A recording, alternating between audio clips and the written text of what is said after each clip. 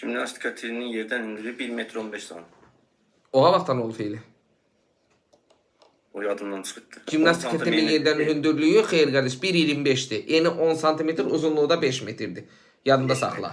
Bəli. 1 metr 25 yadımdan çıxartmışdım. Yox 1.25'dir. Hansı hərəkət qabiliyyəti inkişaf elətdirirdi? Jimnastik yani. Nəyi?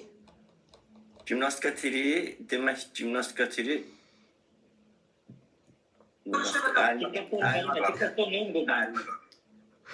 Jimnastika tiri olacaqdı, təbii ki, qardaş, koordinasiya tələb edir, müvazinət.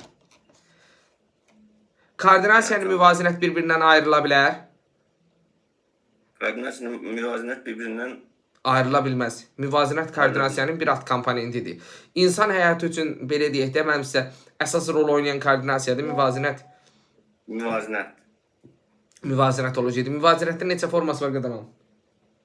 Müvazinətin demək iki forması var. Hansılardır? Demək dinamik, statik. ISO, dinamikdir, statikdir. Orqanizmin bioloji funksional xüsusiyyətlərinin özündə əks etdirən nədir? Bioloji funksiyaların özündə əks etdirən demək sağlamlıq. Sağlamlıqdır. Sağlamlıqdır. Yaxşı, bəs sağlamlığın neçə səviyyəsi vardır?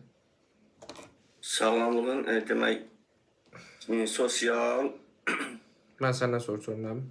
Demək fizik sağlamlıq, şəxsi sağlamlıq, fiziki, bir də demək sosial. Ay müəllim, sosialdır, şəxsidir, bir də nədir? Biolojidir. Biolojidir. Ay sosialdır, şəxsidir, bir də nədir? Biolojidir, düzdürmü? Bəli, yaxşı. Bəs belə də bir sual verir mən sizə. Tip qrupları hansılardır? Demək, əsasdır, hazırlayıcı, bir də xüsusi qrup. Əsasdır, hazırlayıcıdır, bir də nədir? Xüsusilərdir. Xüsusi qrupda olan uşaqlar fiziki tərbiyə dərsindən təcrid olunurdular. Xeyr, onlar köməkçi, hakim köməkçisi. Hakim köməkçisi ola bilirdilər, düzdürmü? Struktur cəhətdən əsas hərəkətə uyğun olan hərəkətlər nə adlanırdı? Hazırlayıcı. Struktur cəhətdən əsas hərəkətə uyğun olan hərəkətlər hazırlayıcı hərəkətlər. Hazırlayıcı hərəkətlər dərsin hansı hissəsində verilirdi? Demək, giriş hissəsində. Demək, giriş. Hazırlayıcı hissəsində. Hazırlayıcı hissəsindədir, bəli. Yaxşı, belə də bir sual verim də müəllim sənə. Şuurun hər hansısa bir obyektin cəmləşməsi, istiqamətlənməsi nə adlanırdı? Diqqət. Diqqət adlanırdı. Yaxşı, diqqətin neçə forması vardı? İki forması. Hansılar? İradi, bir də qeyri-iradi. İradi, bir də qeyri-iradidir.